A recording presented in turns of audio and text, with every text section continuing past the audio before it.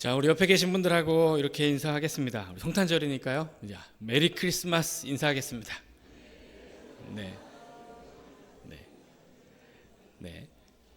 메리 크리스마스입니다. 즐겁고 복되고 행복하고 은혜 가득한 성탄 또 한 주 되시기를 예수님의 이름으로 축원합니다. 네, 오늘 우리가 함께 나눌 이 말씀은 개인적으로 제가 참 좋아하기도 하고 참 아름답다고 느끼는 그런 본문입니다. 특별히 오늘 본문의 시작인 18절의 첫 부분을 보면 예수 그리스도의 나심은 이러하니라고 시작을 하거든요. 그러니까 오늘 이 본문은 우리 예수님께서 어떤 과정을 통해 이 땅에 태어나시게 됐는지 우리 예수님의 엄마 아빠 그 부모의 이야기를 기록을 하고 있습니다. 이 부모님들의 사랑의 이야기를 통해 예수 그리스도께서 이 땅에 오시게 된 하나님 아버지의 마음을 우리가 잘 헤아릴 수 있는데요. 정말 오늘 본문은 너무너무 아름답고 하나님의 마음을 흠뻑 경험할 수 있는 참 은혜로운 본문입니다. 먼저 오늘 이 설교를 하기 전에 한 가지 미리 얘기를 좀 하려고 합니다. 오늘 이 설교는 사실 제가 처음 하는 거는 아니고요. 제가 이 본문으로 설교한 것이 이미 유튜브 영상에 있습니다. 제가 5년 전에 2020년 9월 20일에 수요 예배 때 당시 섬기던 수용로 교회에서 이 설교를 한 적이 있고요. 오늘 이 설교는 제가 성탄을 준비하면서 기도하는 가운데 하나님께서 이 말씀이 좀 생각나게 하셔서 다시 좀 수정하고 보완하고 재구성해서 여러분들과 함께 오늘 나누는 설교라는 것을 미리 밝히도록 하겠습니다. 자, 그러면 이제 말씀을 본격적으로 전하도록 하겠습니다. 자, 오늘 이 본문의 그 이해를 돕기 위해서 제가 오늘 본문을 묵상하면서 좀 작가적인 상상력을 동원했습니다. 지금부터 제가 하는 얘기는 저의 작가적 상상력에 의해 창조된 이야기니까 실제 성경의 이야기가 아님을 여러분들이 양해하시고 그냥 본문의 이해를 위해 참고 삼아 들어주시면 감사하겠습니다. 자, 결혼을 앞두고 있는 청춘 남녀 요셉과 마리아 이 두 사람이 만났습니다. 만나서 마주 앉아 차 한 잔을 마시고 있는데 이 남편 요셉이 바라보니까 예비 신부 마리아의 얼굴이 자신이 알던 여인의 얼굴이 아니에요. 수심이 가득하고 뭔가 할 말이 있는 것 같은데 선뜻 입을 떼지 못하는 그녀의 좋지 않은 안색이 마음에 걸려서 먼저 묻습니다. 마리아, 괜찮아요. 뭐 할 얘기 뭐 있는데요? 편하게 얘기하세요. 다 괜찮아. 다 이해할 수 있으니까 마음껏 얘기하세요. 하고 마음을 편안하게 해줍니다. 그럼에도 불구하고 선뜻 그 입이 떨어지지 않습니다. 엄두가 안 나는 얘기를 해야 하는 이 마리아의 마음이 타들어갑니다. 그럼에도 불구하고 얘기하지 않을 수가 없어서 어렵게 입술을 떼고 말을 하기 시작합니다. 그녀의 입에서 나온 이야기는 충격적인 사실이었습니다. 마리아가 그 남편에게 얘기합니다. 요셉, 나 임신했어요. 약혼은 했지만 아직 결혼한 적은 없는데 세상에 임신을 했다니. 믿을 수가 없었습니다. 도무지 믿지 못하는 표정을 하고 있는 요셉에게 마리아가 계속 이야기합니다. 요셉, 오해하지 말아주세요. 절대로 오해하지 마세요. 나는 하나님 앞에 그리고 당신 앞에 부끄러운 일을 행한 적이 없습니다. 하나님께서 나에게 각별한 일을 행하시겠다고 하시면서 성령으로 내 태에 잉태하게 하셨습니다. 내가 결코 하나님 앞에 당신 앞에 부정한 일을 한 적이 없습니다. 내 뱃속에서 자라나고 있는 이 생명은 하나님이 친히 지으신 생명입니다. 하나님이 하시는 일이에요. 절대로 오해하지 마세요. 하고 몇 번을 얘기하지만 이 남편 표정이 좋지가 않습니다. 그도 그럴만 하죠. 자신과 손 한 번 잡은 일이 없는 여인의 몸에 배가 불러오고 있다니 이게 무슨 일입니까? 도무지 당황스러움을 감출 수 없었던 요셉은 이날의 만남을 황급하게 마무리합니다. 마리아, 알겠습니다. 당신 말 잘 들었어요. 적잖이 당황스러워서 나도 더 이상 오늘 무슨 얘기를 해야 될지 모르겠습니다. 오늘은 이 정도 만나고 우리 헤어져. 다음에 다시 연락할게요. 하고 이 만남을 마무리 짓습니다. 그리고 요셉은 집으로 돌아와 고민 끝에 며칠이 지나 이런 편지를 마리아에게 써보내지 않았을까 싶습니다. 마리아, 어려운 얘기 해줘서 고마워요. 나는 하나님을 믿는 사람으로서 당신의 뱃속에 있는 생명이 성령으로 잉태되었다는 당신의 말을 진짜 믿고 싶습니다. 하지만 나도 사람인지라 솔직히 잘 믿지를 못하겠습니다. 그리고 솔직히 말하면 배신감에 치가 떨리기도 하고 화가 나는 것도 사실입니다. 이 편지를 끝으로 나는 우리의 관계를 정리하려고 합니다. 다만 이 혼인 파탄의 책임은 내가 지겠습니다. 주변 사람들에게 알리지는 않을 것입니다. 그냥 사람들에게 내가 당신이 싫어졌다고, 당신이랑 결혼하고 싶지 않다고 말하면서 당신과의 관계를 정리할 테니 더 배가 부르기 전에 다른 마을로 떠나세요. 그래도 한때 내가 사랑하고 좋아했던 당신이 손가락질을 받는 것은 보고 싶지 않습니다. 멀리 떠나서 새로운 삶을 살기 바랍니다. 이게 내가 당신에게 줄 수 있는 최선인 것 같아요. 마리아, 당신에게 하나님의 은혜가 함께하기를 기도합니다. 이렇게 편지를 보내지 않았을까 싶습니다. 여기까지 저의 작가적 상상력이었습니다. 그냥 호구의 이야기예요. 제가 그냥 생각해 본 겁니다. 이렇게도 대화할 수 있지 않을까? 이런 이야기들이 오갈 수 있지 않을까 생각해 본 것입니다. 이 남자 참 멋있지 않습니까, 여러분? 야, 세상에 이런 남편이 있네요. 그렇죠? 이 남자 참 멋있습니다. 그 당시 유대 사회의 습관으로 하면 여자 나이 한 13세 그리고 남자의 나이 15세에서 16세 정도가 되면 양가 부모님의 주선으로 두 사람은 맞선을 봅니다. 그리고 이 부모님들, 특별히 아버지들의 약속으로 이 두 사람은 약혼을 하게 됩니다. 이것을 오늘 성경 본문은 약혼이라고 이야기를 했습니다. 정혼이라고 하기도 하죠. 그리고 이 정혼을 하고 나면 1년 정도의 시간 동안은 양쪽 집으로 각자 갑니다. 그리고 이 1년의 시간이 지난 후에 정식으로 혼례를 올리고 비로소 부부가 됩니다. 그러니까 지금 이 마리아와 요셉 이 두 사람은 그 18절에 보면 약혼하고 동거하기 전에 성령으로 잉태되었다 이렇게 얘기하잖아요. 그러니까 약혼했다는 거는 말 그대로 약혼했다는 거고요. 동거하기 전이란 얘기는 지금 둘이 살림을 합치기 전에, 같이 살기 전에 그 어느 한 1년 정도의 그 시간을 보내고 있는 중에 이 일이 벌어졌다는 겁니다. 자, 이 유대인들은 이렇게 약혼을 한 다음에는 각자 집으로 삽니다. 각자 집으로 가서 각자 살아요. 그러니까 함께 살지 않습니다. 지금 저는 작가적 상상력을 동원해서 두 사람이 만나서 데이트도 하고 편지도 주고받고 대화도 나누는 것으로 묘사를 했습니다만 실제로 그 당시에 이 부부들은 이 1년의 시간 동안 한 번도 만나지 못했으리라고 생각이 되기도 합니다. 실제로 그랬을 거예요. 그 당시에 그 문화를 생각해 보면. 그러나 이들은 아직 그 약혼을 하지 않았기 때문에 함께 살지 않아서 당연히 육체적인 관계는 없습니다만 법적으로 부부의 효력이 없는 것은 또 아닙니다. 이미 약혼하면 사회적으로는 이미 혼인 관계로 인정을 합니다.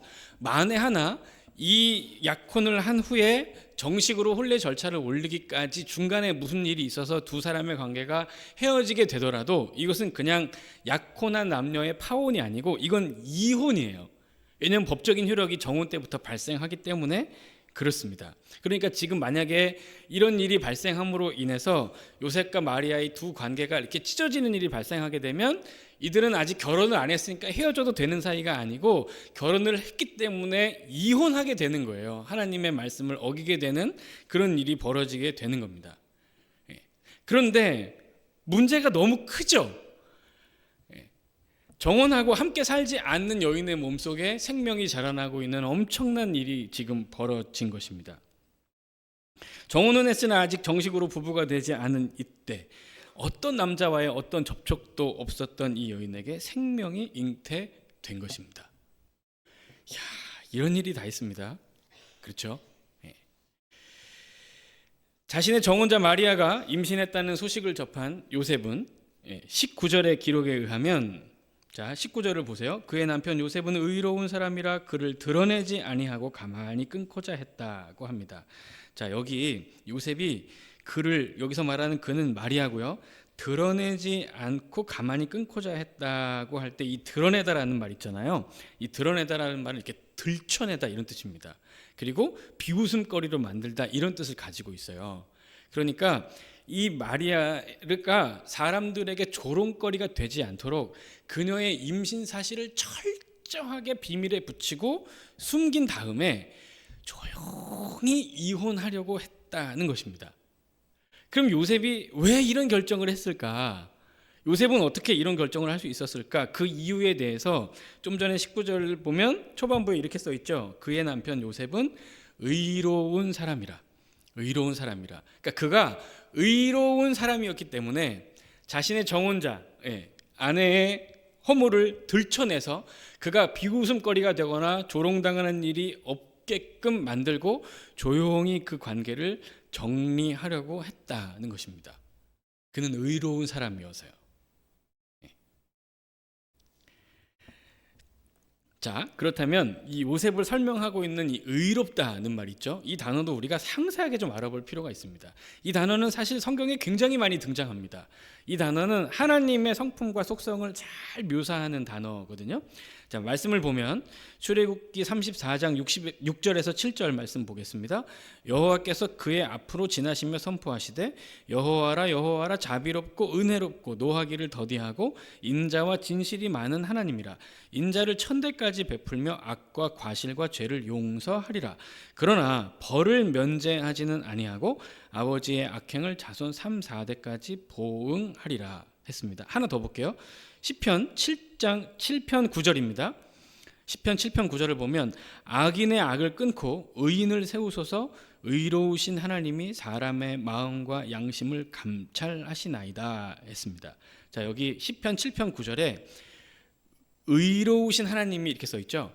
여기 의로우신 하나님 할 때 의롭다가 요셉 의로운 사람 할 때 이 단어가 같습니다. 디카이오스라는 헬라어인데 두 개가 같은 단어예요. 이 단어는 어떤 뜻이냐면, 자, 좀 전에 우리 출애굽기 34장에서 하나님이 이렇게 당신을 소개하세요. 자비롭고 은혜롭고 노하기를 더디하고 인자와 진실이 많고 인자를 천대까지 베풀고 악과 과실을 용서하시는 하나님이십니다. 그러나 벌을 면제하지는 않는 분이세요. 자, 그러니까 인자와 사랑은 무궁하세요. 너무너무 사랑과 긍휼이 풍성하신 분이십니다. 어떤 악한 죄를 지어도 그분은 용서하지 못하시는 죄가 없습니다. 다 용서하시고요, 다 품으세요. 다 사랑하십니다. 그러나 그 죄를 그냥 넘기시는 분은 또 아닙니다. 그가 지은 그 죄의 대가는 혹독하게 치르도록 그 죄의 결과를 그가 받도록 하십니다. 그래서 인자를 천대까지 베풀지만 그 벌, 그러니까 죄를 진 것에 대한 벌, 그 죄를 진 것에 대한 책임은 물어서 아버지의 악행을 자손 3, 4대까지 보응하겠다고까지 이야기하십니다. 그러니까 그만큼 죄에 대해서는 단호한 분이세요. 단호하게 책임은 물으시지만 그 죄를 용서하시고 품으시고 자녀 삼으시는 데는 또 한없는 사랑과 긍휼을 베풀어 주시는 분이십니다. 이것이 하나님의 의로운 속성이에요. 그래서 하나님을 의로우신 하나님이시라고 부릅니다. 자, 이 의롭다는 말을 사람에게도 씁니다. 자, 어떤 경우에 쓰느냐? 첫 번째, 창세기 6장 9절을 보면 노아는 의인이요 당대의 완전한 자라고 했습니다. 자, 여기 노아는 의인이라 할 때 이 의인도 디카이오스 똑같은 단어입니다. 자, 여기서 이 디카이오스 이 말은 법이나 규칙 등을 엄격하게 준수하는 태도를 가리키는 표현입니다. 그러니까 노아는 의인이었대요. 그러니까 하나님의 말씀, 그 율법을 하나도 범하는 것이 없고 하나님의 말씀을 있는 그대로 잘 지키며 순종하는 사람이었다고 말합니다. 법을 안 지키는 적이 없는 아주 완벽하고 깨끗한 사람이에요. 자, 또 한 가지 사람에게 이렇게 쓰이기도 하는데요. 마태복음 25장 37절을 보면 이에 의인들이 대답하여 이르되 주여 우리가 어느 때까지 주께서 줄이신 것을 보고 음식을 대접하였으며 목마르신 것을 보고 마시게 하였나이까, 이런 얘기가 있습니다. 자, 마태복음 25장을 다 읽어보면 여기 이 의인들이 디카이오스 똑같은 단어예요. 가난한 사람, 목마른 사람, 아픈 사람, 괴로운 사람을 잘 돌봐주고 섬겨주고 물도 주고 밥도 주고 하니까 예수님이 너희들은 나한테 한 것이다 라고 칭찬하는 장면이에요 지금. 그러니까 이 의롭다는 단어가 사람에게 쓰이면 아까 노아에게서는 율법을 한치 오차도 없이 완벽하게 탁탁탁탁 지켜가는 사람의 모습을 표현하기도 했지만, 여기서는 어떤 의미가 있냐면 마땅히 긍휼을 베풀 자에게 넉넉하게 긍휼을 베풀고 연약한 자, 가난한 자, 억눌린 자, 힘든 자, 외로운 자, 고통당하는 자를 넉넉하게 사랑하고 품고 희생하고 배려하고 나누고 베풀기를 아까워하지 않는 사람의 속성을 묘사할 때도 의인이라고 얘기합니다. 그러니까 이 디카이오스라는 이 단어 속에 두 가지 의미가 있는 거예요. 철저하게 법을 지키고 철저하게 원칙을 준수하는 것과 더불어서 또 하나, 그 철저한 원칙의 차원을 넘어 사람 자체를 사랑하고 사람의 존재 자체를 귀히 여기고 내가 다 보지 못하는 어떤 사정까지 헤아려서 그 사람의 모든 것을 이해하고 수용하고 넉넉히 품고 사랑하는 마음, 이것을 공의라고 부릅니다. 그러면 오늘 본문의 요셉은 어떤 사람입니까?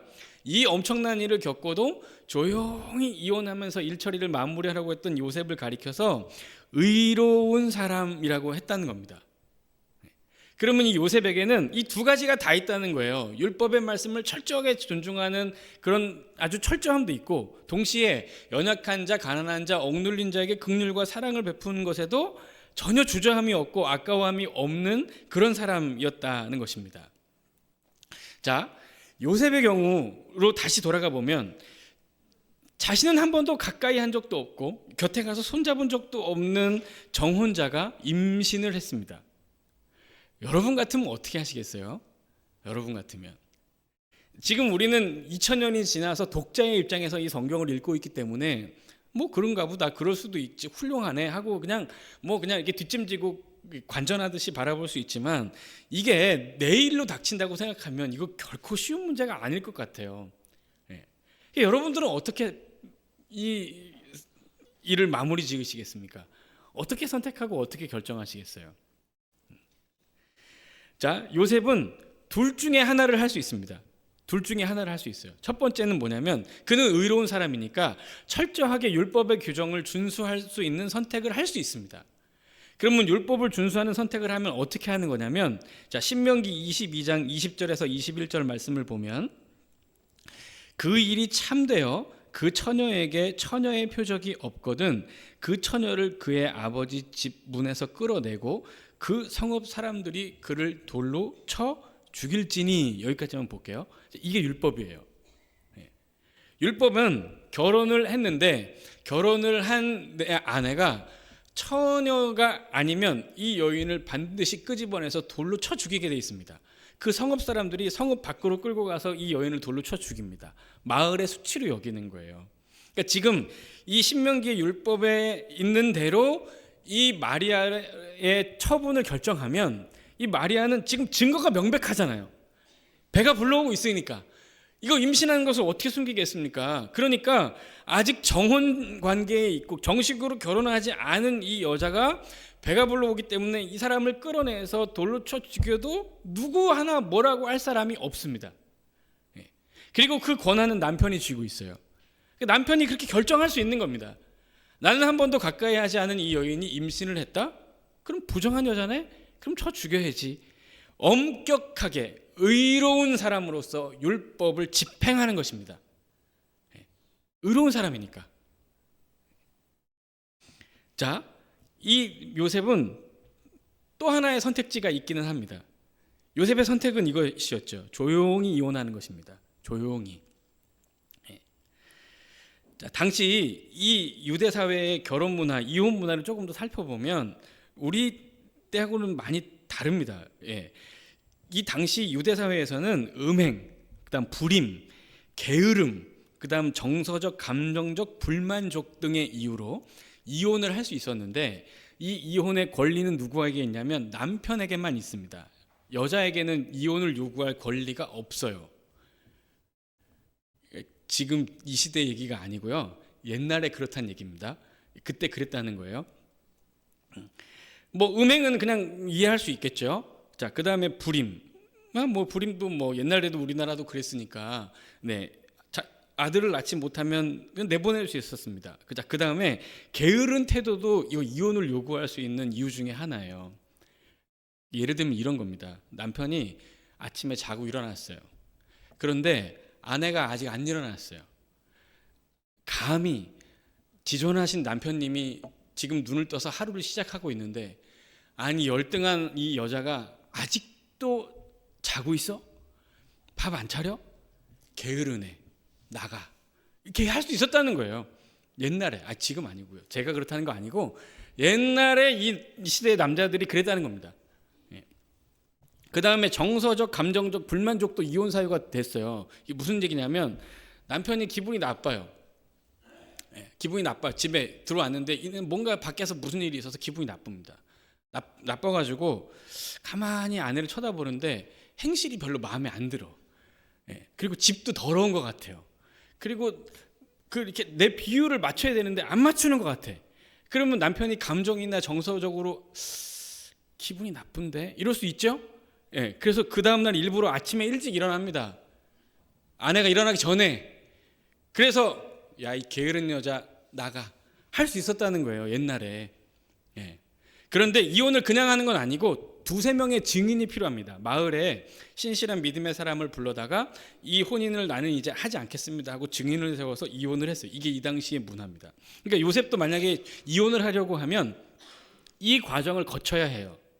그냥 할 수는 없습니다. 근데 요셉이 조용히 끊어내고자 했다 그랬잖아요. 지금 조용히. 그러면 요셉은 이 여인의 임신 사실을 마을 사람들에게 알리지 않고 이 여인과의 관계를 정리하려고 하고 있다는 얘기죠.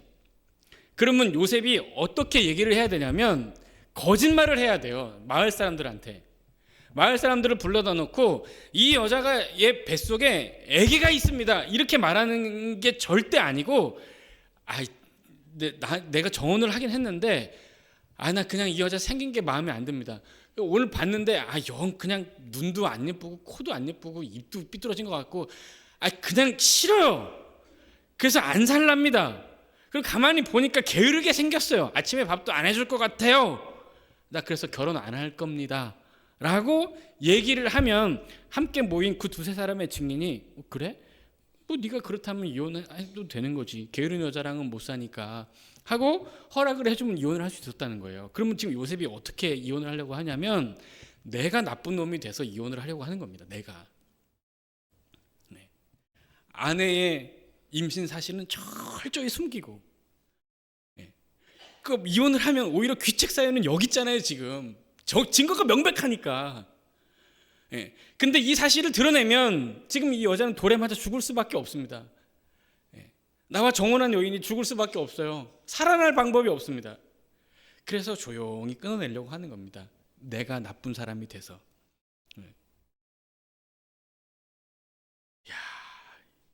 남편 진짜 멋있죠? 어쩜 이렇게 결정을 할까요?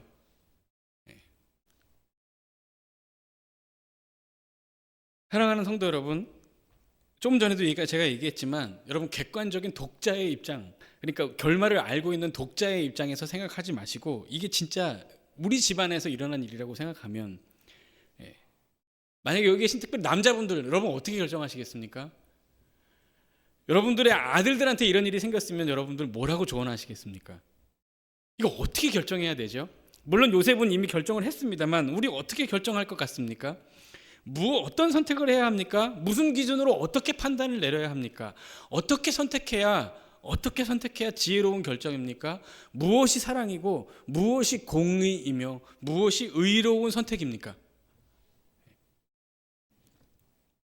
사실 이런 일들은 우리의 사는 가운데 비일비재하게 일어납니다. 반드시 똑같은 경우는 아니더라도 여러 가지 기준들이 막 충돌하면서 딜레마에 빠져서 선택을 못하는 경우들이 우리 인생 가운데도 많이 일어나게 되죠. 사실 예수 안 믿는 사람들도 이런 부분에 관심이 많습니다. 그래서 한때 대단히 유행했었던 책이 한 권 있거든요. 마이크 샌델 교수의 정의란 무엇인가라는 책이 있는데 이 책이 굉장히 어려운 철학적인 내용들을 엄청나게 많이 담고 있음에도 불구하고 읽기 쉬운 책이 아닌데도 굉장히 유행하고 엄청난 베스트셀러로 잘 나갔었습니다. 자, 이 책에 있는 내용을 제가 잠깐 한번 인용해 볼게요. 사진 한번 보여주실래요? 자, 이 책에 있는 내용입니다. 자, 만약에 여러분들이 저 열차의 기관사라고 생각해 보세요. 그런데 열차가 달리고 있는데 브레이크가 고장났다는 사실을 알았습니다. 멈출 수가 없어요. 저 사진이 제가 AI로 만들어서 약간 좀 이상하긴 한데, 이 열차를 멈추지 않고 계속 쭉 달리면 저 앞에 작업하고 있는 인부 5명을 칠 수밖에 없습니다. 그런데 이 열차를 멈춰 세울 수는 없지만 핸들을 돌려서 선로를 바꿀 수는 있어요. 그러면 선로를 바꾸면 저 한 명의 사람이 일하는 선로를 택해서 갈 수 있습니다. 그러면 한 명을 죽일 수 있는 거죠. 5명이든 1명이든 죽음을 피할 수는 없고요. 여러분들이 만약에 기관사의 입장이시라면 여러분 어떤 선택을 하시겠습니까? 그냥 직진해서 5명을 그냥 치시겠습니까? 아니면 선로를 틀어서 1명을 치시겠습니까? 어떤 선택을 해야 하죠? 어떤 경우에도 희생은 불가피합니다.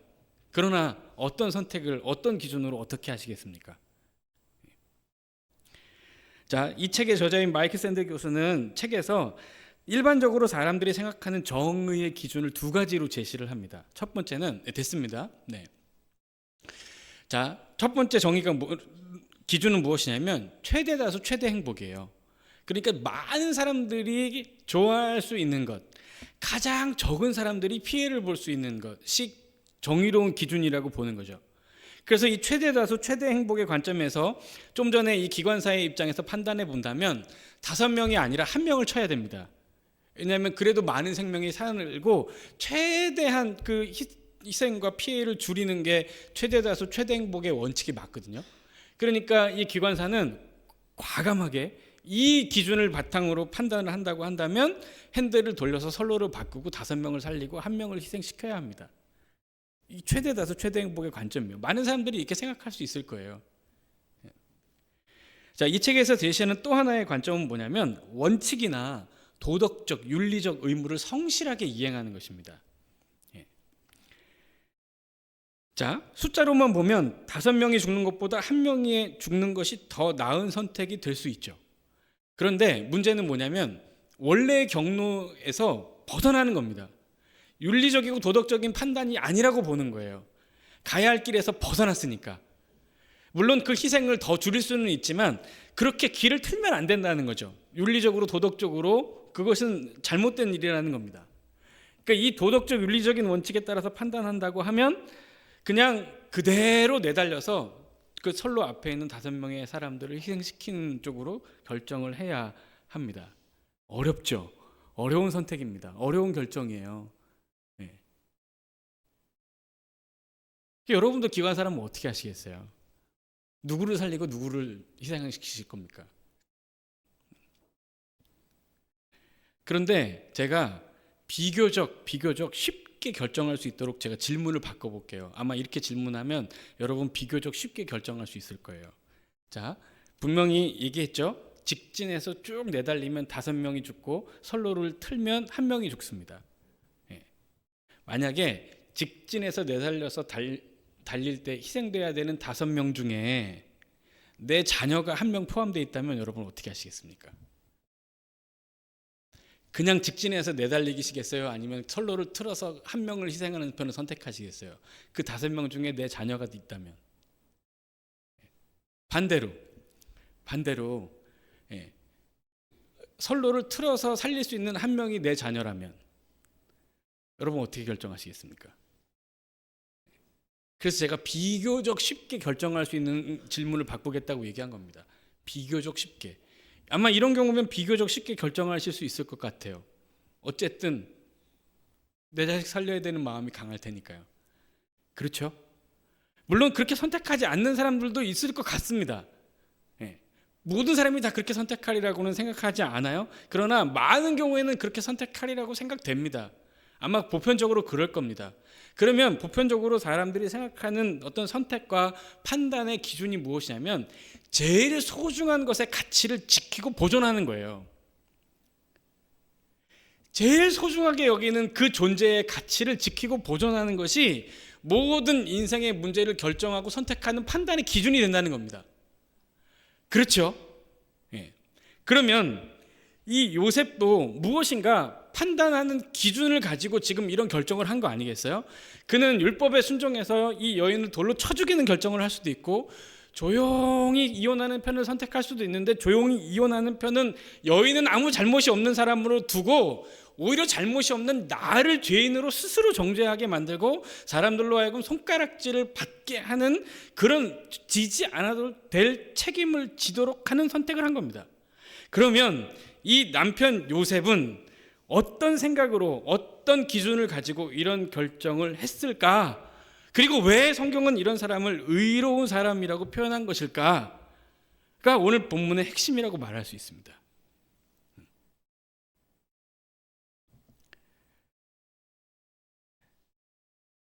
요셉은 마리아의 부름배를 사람들에게 드러내지 않았습니다. 오히려 자신을 변덕스러운 남편으로 손가락질 받게 했습니다. 율법을 제대로 지키지 않았으니까, 원칙이 분명한데 그 법과 원칙을 지키지 않았으니까 요셉은 불의한 사람입니까? 여러분 어떻게 생각하세요? 엄격하게 법대로 집행하지 않은 이 요셉은 불의한 사람이냐고요. 자신과 관계를 맺지 않은 임신한 여인을 드러내고 돌로 쳐 죽였습니다. 그런 선택을 했어요. 그러면 이 사람은 참 의로운 사람이네, 참 아주 준법 정신이 투철한 사람이네 라고 칭찬할 수 있습니까? 그럴 수도 없겠죠. 이 요셉은 정말 율법의 정신을 정확하게 이해하고 이 율법의 주인이신 하나님의 마음을 잘 알아서 그대로 결정하고 판단한 것입니다. 이사야 42장 1절에서 4절 말씀을 보면 이런 말씀이 있어요. 자, 이사야 선지자가 장차 오실 예수 그리스도를 예표하면서 한 이야기입니다. 내가 붙드는 나의 종, 내 마음에 기뻐하는 자, 곧 내가 선택한 사람을 보라. 내가 나의 영을 그에게 주었은즉 그가 이방에 정의를 베풀리라. 여기서 말하는 정의, 디카이오스, 똑같은 단어입니다. 그는 외치지 아니하며 목소리를 높이지 아니하며 그 소리를 거리에 들리게 하지 아니하며 상한 갈대를 꺾지 아니하며 꺼져가는 등불을 끄지 아니하고 진실로 정의를 시행할 것이며 그는 쇠하지 아니하며 낙담하지 아니하고 세상에 정의를 세우기에 이르리니 섬들이 그 교훈을 앙망하리라 했습니다. 자, 여기 정의라는 말 계속 나왔죠. 정의를 베풀고 정의를 세운다 했습니다. 말씀 잠깐만 한 번 더 띄워봐 주세요. 근데 이 예수 그리스도께서 이 하나님이 선택하신 내 마음에 기뻐하는 이 종이 어떻게 선택을 하냐면, 그 다음 구절로 한번 넘어가 봐 주세요. 상한 갈대를 꺾지 않고 꺼져가는 등불을 끄지 아니하고 정의를 시행한다고 했습니다. 여러분, 갈대가 상했다는 얘기는 무슨 뜻이냐면, 이 갈대가 꼿꼿이 서 있잖아요. 그래서 옛날 사람들은 이 갈대를 꺾어서 자 같은 용도로 쓰고 그랬답니다. 근데 이 갈대가 상했으니까 흐물흐물해질 거 아니에요? 그러면 갈대는 쓸모가 없죠. 그럼 쓸모없는 갈대는 어떻게 하면 됩니까? 그냥 꺾어서 버리면 됩니다. 자, 등불이 꺼져가고 있어요. 촛불이 다 탔습니다. 꺼져갑니다. 그럼 어떻게 해야 되죠? 불어서 꺼버리면 됩니다. 그렇게 안 하신답니다. 이 예수님은 어떻게 해요? 상한 갈대를 꺾지 않고 꺼져가는 등불을 끄지 않으신답니다. 등불이 계속 타게, 오히려 기름을 더 갖다 붓고 공급하신다는 겁니다.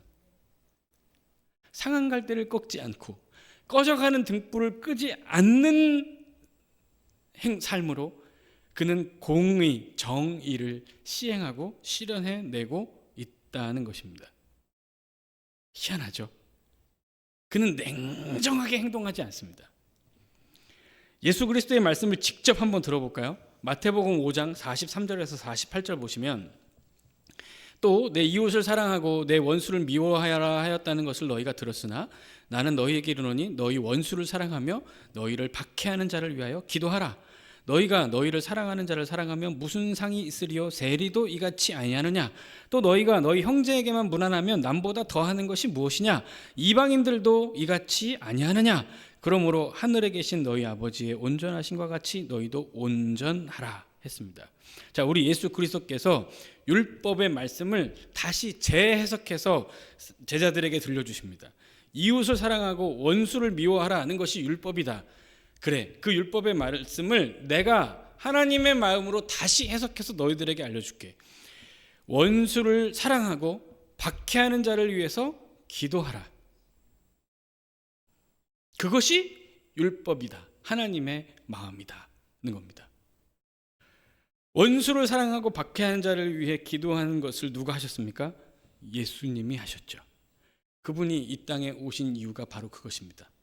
오늘 우리가 이 성탄을 맞이해서 예수 그리스도의 나심과 오심을 감사하며 찬양하며 우리에게 주신 구원의 은혜에 감격하여 이 예배를 드리고 있는 이유는 우리가 죄인 되었을 때에 상한 갈대와 같고 꺼져가는 등불과 같아서 그냥 훅 불어버리고 꺾어서 날려버리면 되는 인생임에도 불구하고 존귀하신 예수 그리스도 그 독생자 아들의 생명으로 우리를 살리시기로 작정하셔서 그 사랑으로 공의를 세우시기를 원하셨던 하나님의 마음이 있었기 때문에 우리 예수 그리스도께서 이 땅에 오셔서 우리를 구원하셨고, 우리는 오늘 그 구원의 은혜에 힘입어 하나님의 자녀의 신분으로 이 자리에 앉아 예배를 드리고 있습니다. 고로 그 삶의 모범을 보여주신 예수 그리스도께서 원수를 사랑하고 박해하는 자를 위하여 기도하라, 이것이 율법이고 하나님의 말씀이다 라고 말하면 그 말이 맞는 겁니다. 그렇게 사는 것이, 그 말씀에 순종하는 것이 공의로운 삶이고요, 하나님 아버지를 닮은 사랑과 긍휼의 삶입니다. 제가 한 가지 언급하지 않은 게 있습니다. 마리아의 잉태 소식을 들은 요셉의 마음입니다. 자, 오늘 본문의 20절을 보면 이 일을 생각할 때 주의 사자가 현몽하여 이르되 했습니다. 네. 요셉이 이 일을 계속 이렇게 생각했습니다. 근데 여기 이 우리말 성경은 생각했다라고 번역을 했는데 이 헬라어 단어의 원뜻은 뭐냐면 분노하다, 화가 나다 이런 뜻입니다. 그러니까 요셉이 이 일을 생각할 때 열받아서 너무 견딜 수가 없어 했다는 겁니다. 너무너무 괘씸하고 너무너무 치가 떨리는 분노를 경험했다는 거예요. 감히 어디 막 이렇게 치가 떨리고 막 타오르는 분노를 느낄 때 주의 사자가 하나님의 마음을 전합니다. 주님의 뜻을. 그러지 마. 내가 하고 있는 일이야.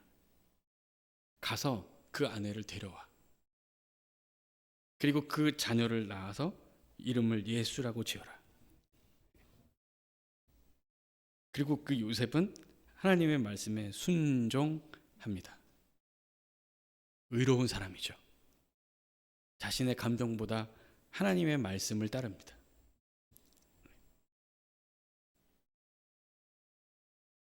참 너무너무 아름답지 않습니까? 이렇게 분노하면서 치를 떨어도 그 여인에게 책임을 돌리지 않고 자기에게 책임을 돌리면서 이혼하려고 하는 이 남자, 정말 멋지지 않습니까? 사랑하는 성도 여러분, 태초에 천지 만물을 창조하시고 당신의 형상을 따라 아름답게 우리를 지으신 하나님, 우리는 그 하나님의 품을 떠나 마음대로 마음껏 내 마음대로 살았습니다. 하나님의 타오르는 분노를 자아냈고 정말 지옥불에 던져 죽을 수밖에 없었던 그런 인생이었습니다. 그러나 우리 하나님께서 끝까지 우리를 사랑하시고 귀히 여기셔서 당신의 독생자 아들을 보내서 살리시기로, 상한 갈대를 꺾지 않고 꺼져가는 심지를 끄지 않기로 결정하셨고 그 아들의 생명으로 우리의 생명을 대신하셨습니다. 의로우신 우리 하나님의 결정과 판단이었습니다. 그 의로우신 하나님의 의로운 결정 덕분에 오늘 저와 여러분들은 이 자리에서 성탄을 맞아 하나님의 구원의 은혜에 감사하며 예배를 드리고 있습니다. 오늘 이 말씀을 준비하면서 참고했던 여러 책들 중에 톰 라이트라는 사람이 쓴 어떤 책의 내용이 있는데 이 책의 내용이 너무 좋아서 제가 그대로 가지고 왔습니다. 한번 읽어볼게요. 여러분 잘 들어보세요. 예수님의 속죄를 위한 희생의 결과로 하나님이 우리를 의롭다고 선언하실 때 법적인 의가 주어진다. 그러니까 예수 그리스도께서 우리를 위해 십자가에 죽으실 때 이미 우리는 하나님 앞에 의로운 자라고 선언을 받았다는 것입니다. 이 법적인 의가 우리에게 주어졌지만 그것은 우리가 하나님 앞에서 바르게 살아갈 때 성취되는 도덕적인 의무로 항상 의어져야 한다. 이게 무슨 말이냐면 우리가 받은 공의로움을 우리의 삶에서 실천하고 적용해야 한다는 겁니다. 하나님의 공의로움이 우리의 구원으로 끝나지 말고 우리도 그 공의를 실천하고 적용하고 나누고 베풀며 살아야 한다는 얘기입니다. 그러면서 계속 이런 견해를 밝힙니다. 사람이 하나님을 가까이 따르고 그의 말씀에 순종하려고 애쓸 때 하나님은 그러한 인생을 귀하게 보신다. 강한 자가 지배하는 이 세상에서 정의는 고려할 대상이 아니다. 정의는 운이 좋아야 얻을 수 있는 것이 되어버렸다. 세상 어디를 보아도 정의는 찾아보기 어렵다. 그러나 의로운 사람은 항상 정의롭고 자비롭다. 요셉이 마리아에게 그랬던 것처럼. 참 주옥 같은 목사인 것 같습니다. 사랑하는 성도 여러분, 우리에게도 있을 줄 압니다. 마음에 안 드는 사람, 도무지 이해가 안 가는 인간, 얘기하고 또 얘기해도 말이 안 통하는 인간. 내가 계속 저 사람하고 겪으면서 살아야 되나 싶은 사람, 그냥 숨 쉬는 것도 꼴 보기 싫은 사람 있겠죠. 싫어.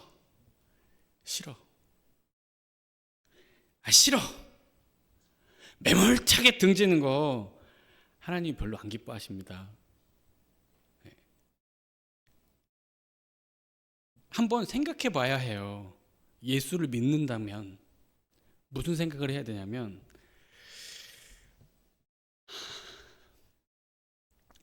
그의 인생의 여정을 생각하면 저럴 수 있지 않을까? 그의 인생의 경험들을 보면 저럴 수밖에 없겠네. 한 번쯤 생각해 볼 수 있어야 하지 않겠습니까? 예수 믿는 사람이니까. 믿는 사람이니까 하는 얘기입니다. 믿는 사람이니까. 안 믿는 사람들한테는 씨알도 안 먹히죠. 믿는 사람이니까. 그리고 이렇게도 생각할 수 있어야 해요. 그래, 한 번만 더.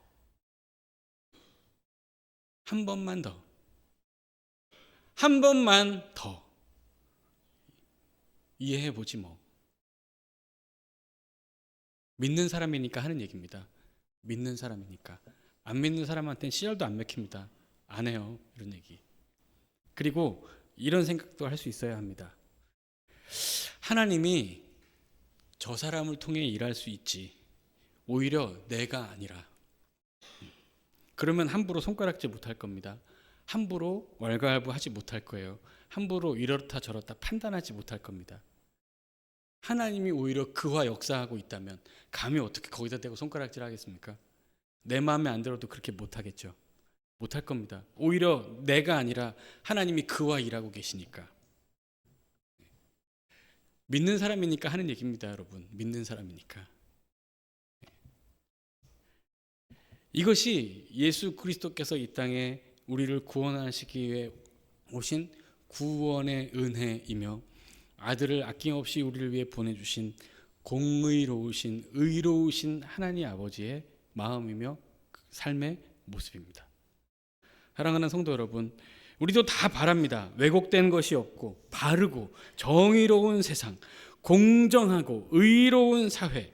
아모스 선지자가 선포했듯이 하나님의 정의와 공의가 강같이 물같이 흘러넘치는 그런 아름다운 세상, 이런 아름다운 세상 우리 살아갈 수 있습니다. 예수 잘 믿으면 가능합니다. 예수 믿는 사람들이 이루어 갈 수 있습니다. 하나님이 그런 세상을 이 땅에 펼치고자 우리에게 먼저 의로우신 재판장의 모습으로 나타나셨고, 우리에게 아들을 아낌없지 않고 다 내어주셨습니다. 의로우신 그리스도를 따라 살려고 애쓰는 성도, 의로우신 그리스도를 따라 사랑하며 베풀며 나누고 섬기고 제가 오늘 설교의 제목을 이렇게 지었는데요. 사랑하면 가슴이 아프죠. 가슴이 아픕니다. 아파요. 사랑하니까. 참고 인내해야 해서. 예. 그렇게 그런 사람들의 썩은 문드러진 가슴들이 모여서 이 세상에 하나님의 나라가 이루어져 가는 것입니다. 하나님의 통치가 이루어지는 것입니다. 사랑하는 성도 여러분, 이 예수 그리스도가 오신 복된 성탄의 날, 그분의 죽으심과 십자가의 은혜와 사랑을 깊이 이해하시고 예수 그리스도께서 보여주신 의로운 삶의 모범을 따라 사랑하고 섬기고 나누고 세우는 여러분들의 삶이 되시기를 예수님의 이름으로 축원합니다.